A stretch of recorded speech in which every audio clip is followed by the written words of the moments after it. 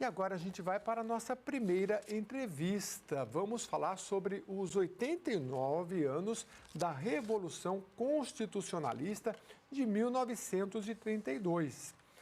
Nessa data comemora-se a deflagração da Revolução Constitucionalista de 32, que é considerada a data magna do Estado de São Paulo. Sobre esse assunto, eu vou conversar agora com o advogado Carlos Romagnoli. Ele é presidente da Sociedade de Veteranos de 1932, MMDC. Bom dia, doutor Carlos. Seja muito bem-vindo ao Jornal da Rede Alesp. Vamos falar um pouco, resgatar um pouco dessa história de 32, que amanhã é um feriado, né, para a gente ficar bem atento. Pois não, Jeremias, um prazer estar aqui na Alesp, conversando um pouquinho sobre a Revolução de 32. Pois é, Jeremias, amanhã é realmente a data magna do Estado de São Paulo. E nós, que somos da sociedade, e os paulistas, eles têm orgulho em dizer que 9 de julho não é apenas um feriado, é um ideal. E eu te digo isso, Jeremias, embasado na história mesmo. Nunca na história da humanidade um povo se levantou em armas para bradar por uma Constituição. Isso foi o que aconteceu aqui em São Paulo, com o Levante Paulista. Pois é, bradar por uma Constituição, e foi um trabalho que eu me lembro um pouco da história, que assim, São Paulo, no primeiro momento, não saiu vencedor, mas se você olhar a história numa visão mais ampla, saímos sim. Como é que é essa questão do embate naquele momento e das conquistas que São Paulo teve? Ah, sim, isso é verdade. Realmente, a gente pode colocar que a batalha foi perdida, mas moralmente nós ganhamos a guerra, porque Getúlio Vargas foi obrigado a conclamar uma Assembleia Constituinte, que foi eleita em 1933, e em 1934 nós tivemos a nossa tão sonhada Constituição. Porque ele lá em 30, na época da República Velha, ele legislativas estaduais, câmaras municipais, e rasgou a Constituição brasileira de 1891. Então, nós ficamos à deriva, sendo comandados por decretos assinados por ele a seu bel prazer. E o povo de São Paulo não suportou isso. E tínhamos o apoio, no primeiro momento, de alguns estados, mas na hora da batalha mesmo, só quem ficou do nosso lado foi Mato Grosso e algumas poucas outras tropas que vieram do Rio Grande do Sul. Foi uma batalha espúria, porque tínhamos aproximadamente 40 mil homens contra o exército de mais de 100 mil homens do governo federal. Relembra mais um pouquinho, porque a gente vê os monumentos, né? E as novas gerações talvez tenham pouco acesso, né? Como é que foi esse embate? Chegou-se a pegar em armas, mas teve um embate mesmo? Ou houve um rendimento? Como é que foi na época? Não, então, tudo começou, a bem da verdade, se nós voltarmos na história, a gente pode falar que a crise de 29, da Bolsa de Nova York, sim, começou a deflagrar essa revolução. Em 1930, Getúlio Vargas tomou o poder, como eu disse há pouco. E São Paulo foi massacrado por Getúlio Vargas. Getúlio Vargas já enxergava o poderio de São Paulo, o Estado de São Paulo muito forte, mesmo passando pela crise de 29. Muito bem.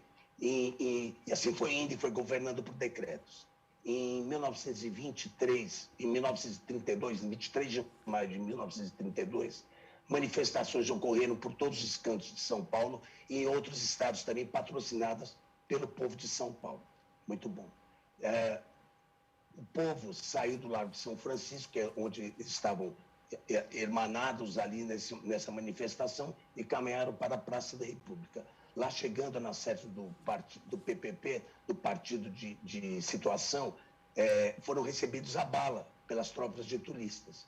E algumas pessoas foram feridas. E desses feridos, 4 faleceram. Foram Martins, Miragaia, Drauzio e Camargo, que, por conseguinte, seus nomes, as iniciais de seus nomes, geraram a sigla MMDC, que na época era uma entidade secreta e que organizou todo o Levante Paulista. No dia 9 de julho de 32, os paulistas se levantaram em armas para pôr fim a essa ditadura imposta por Getúlio Vargas. Muito bem. Esta batalha durou aproximadamente 3 meses. e houveram mais ou menos 700 mortos de São Paulo, por São Paulo, e 1.200 pelo lado de Minas Gerais, das forças, não só de Minas, mas também como das forças governistas federais. Muito bom. Getúlio Vargas viu que São Paulo não estava disposto a se render e entendeu por bem assinar a cessação das hostilidades no dia 2 de outubro, na cidade de Cruzeiro, que é conhecida até como a capital da Revolução Constitucionalista. Ali, o túnel da Mantiqueira, ali localizado, foi o palco de um dos episódios mais sangrentos da história da Revolução de 32. Agora, a gente fala Revolução Constitucionalista. Doutor, qual é a importância de marcar essa questão da Constituição? Porque a todo momento a gente vê no noticiário, rasgou a Constituição, né? Qual é a importância de uma Constituição para um país? E essa Constituição de 32, quais foram os avanços que, por meio desse levante paulista, foi conquistado? Sim, boa pergunta. Realmente, ora, o povo de São Paulo, naquela época, como hoje, aliás, se a gente traçar um paralelo daquela época para hoje, a gente está passando uma situação mais ou menos como aquela, em que nós vemos aí pessoas legislando sem direito de fazer isso, o STF, que eu reputo, composto de ministros espetaculares individualmente, mas enquanto colegiado tem legislado, enfiando os pés pelas mãos, mas vamos lá. E um país não pode viver desse jeito. São Paulo não admitia isso. Nós brigamos e lutamos pela legalidade e pela democracia no país. Algumas conquistas, como eu disse, em 34, o Getúlio promulgou a nova Constituição. Ali tivemos um voto feminino. Pela primeira vez na história, a mulher votou. E a primeira deputada federal a ocupar a Câmara dos Deputados foi uma deputada de São Paulo, Carlota. Ela era médica, aliás, na época da Revolução, ela arrebanhou muitas mulheres, 700 mulheres aproximadamente, para cuidar dos doentes, dos feridos daquela batalha sangrenta.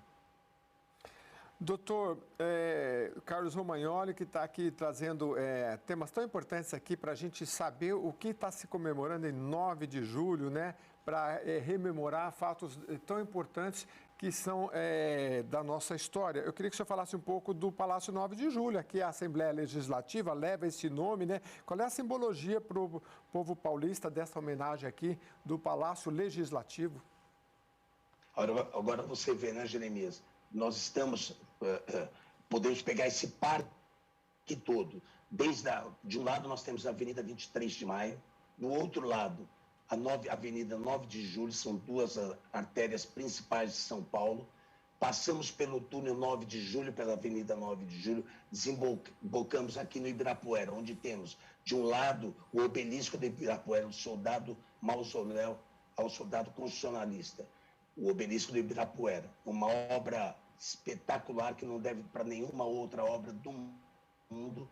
É uma obra muito emblemática, de por onde quer que se olhe. Por exemplo, nós temos dela, do cinerário até o topo, 81 metros de altura, 819. Do espelho d'água até o topo, 72 metros de altura, 729. Tudo neste monumento é de 3. E a distância que se percorre da entrada do obelisco até o altar principal ao fundo, 81 metros, 819. É uma obra espetacular. E ao lado, a Assembleia Legislativa de São Paulo, palácio que leva o nome do maior evento acontecido na história da humanidade. O obelisco, quem visita muito o Ibirapuera, passa a ver aquele monumento lindo e com toda essa composição que engloba aqui onde nós estamos, o palácio, ali há restos mortais também, porque as pessoas passam e não sabem muitas vezes o que tem, às vezes não se aproxima, né? O que tem ali no obelisco? Sim, ali nós cultuamos os combatentes de 32. Temos ali aproximadamente 600 heróis constitucionalistas de 32, suas cinzas estão ali. Temos ali também em corpo apenas Guilherme de Almeida, que foi o poeta da Revolução, Ibrahim Nobre, que era um procurador de justiça e foi o tribuno da nossa Revolução Constitucionalista. Temos o túmulo do herói jacente, onde repousam Martins, Miragaia, Drauzio Camargo e os restos de Paulo Virgínio. Paulo Virgínio, se você me permite, Jeremias, Ele era um paulista, um matuto, da região de Cunha, conhecia muito bem aquela mata ali de Cunha e foi capturado pelas tropas federais. E perguntaram a ele, escuta, você conhece bem essa região? Ele falou, conheço muito bem. Você sabe onde estão as tropas paulistas? Ele falou, sei. Então, onde elas estão? Eu não conto. Mas como você não conta? Você tem que nos contar. Não, eu não conto. São Paulo vai ganhar a guerra. E assim foi indagado por umas 3 ou 4 vezes e recusou a dizer onde estavam as tropas paulistas. Fizeram Paulo Virgínio cavar a sua cova, fizeram ele entrar na cova, falaram, você não vai contar? Não, eu não vou contar, São Paulo vai ganhar a guerra. Jogaram água fervendo nele, depois água fria, e por algumas vezes procederam assim. Ele ficou com o corpo todo empolado, apanhou muito.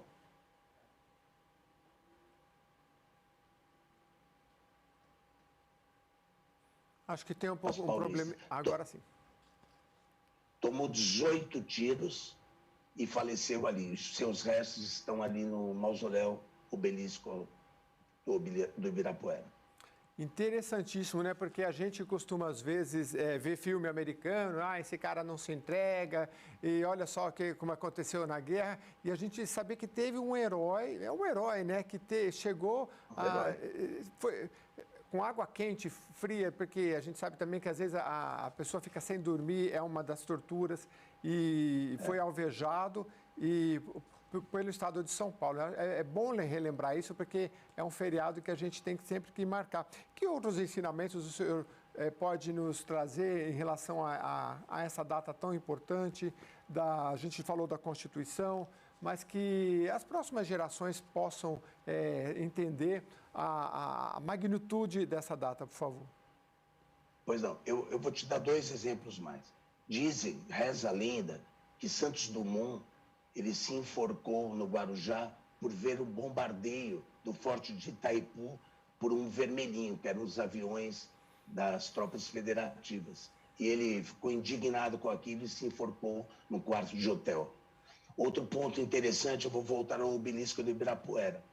O mausoléu ao soldado constitucionalista, se você olhar uma vista aérea dele, ele tem o formato de uma espada e o terreno onde está o obelisco do Ibirapuera tem 1.932 metros, em formato de coração. Então, olhando de cima, ele é uma espada atravessando o coração do povo paulista. Já por dentro, tem a imagem do herói jacente, em mármore de Carrara, e ele tem os olhos entreabertos, e olhando para cima do obelisco. Por dentro, é o cano de um canhão. E quando Paulo Emendable foi idealizador da obra, ele disse o seguinte, o herói jacente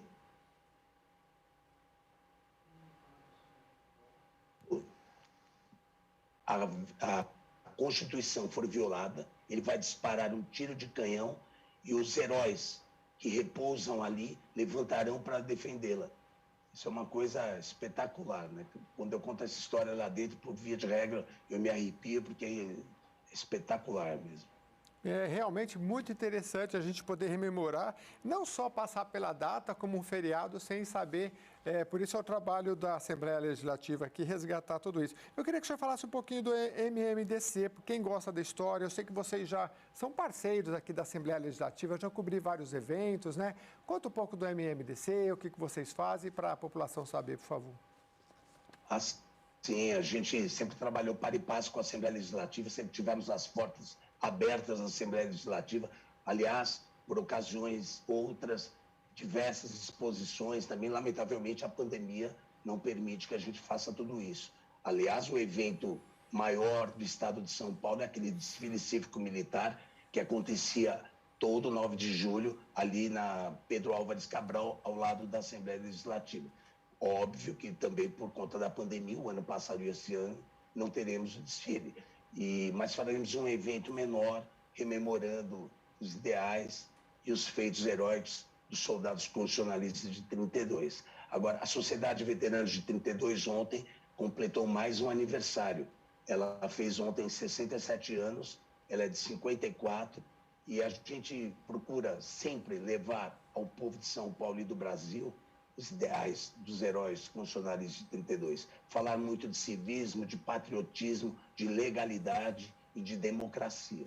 Esta semana inteira, Jeremias, nós tivemos em Cruzeiro, em eventos em Cruzeiros, em diversos outros locais, um programa de televisão que a Sociedade de Veteranos de 32 tem na Com Brasil, ao vivo, todos os domingos, às 8 horas da noite. Então, a gente está procurando difundir essa coisa para que não se perca na memória os feitos daqueles heróis de 32 e princípios de democracia e de civismo. Conversamos com o Dr. Carlos Romagnoli, advogado, presidente da Sociedade Veteranos de 32, MMDC. Muito obrigado pela sua participação mais uma vez aqui no Jornal da Rede Alesp, doutor. Muito obrigado, Jeremias. Um ótimo dia para todos e bom 9 de julho. Só lembrando, vou repetir, 9 de julho não é feriado, é um ideal. Muito obrigado, um bom dia. Muito obrigado. A gente fica muito feliz com a sua participação, porque é sempre importante a gente rememorar estes fatos, não é? Que mudaram a história, no caso, do estado de São Paulo.